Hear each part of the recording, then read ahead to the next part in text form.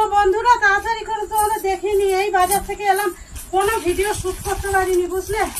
এই যে এই বিষয়গুলো এনেছি, কি কি এনেছি দেখো, পেঁয়াজ, ধনে পাতা, এই সার্ফের বাবা কি করে দেখাবো, কুমড়ো, চুলের কালার, না বাতাবি লেবু, এই যে মোচা, এখানে আছে মশলাপাতি, আর রসুন, আদা, বটবটি, জম্বুরা লেবু, এখানে কলা, ব্যাগে আছে ডাল, পটল, আর এইটা হচ্ছে আলু, ঠিক আছে। আর এই যে লাল শাক, 10 কিলো চাল ব্যাগে আনতে পারিনি, ছেলের চপ, লাল শাক, আর এই যে চাল, আর এই যে আমার ছেলের মুরগির ঠ্যাং বললাম। আমি একটা বিস্কুট নিয়ে এসেছি, বাট এটা এখনের জন্য না, এই যে বিস্কুট, ছেলের জন্য কলা, ঠিক আছে, কুমড়ো, এই বলো এইগুলো আনতে আমার হাত ব্যথা যায়, একটু বেগুন আছে, ঠিক আছে। তো বন্ধুরা বাজারের কোনো ভিডিও শুট করতে পারিনি, এই অবধি। আজকের মতো গুড নাইট, টাটা, ভালো থেকো, সুস্থ।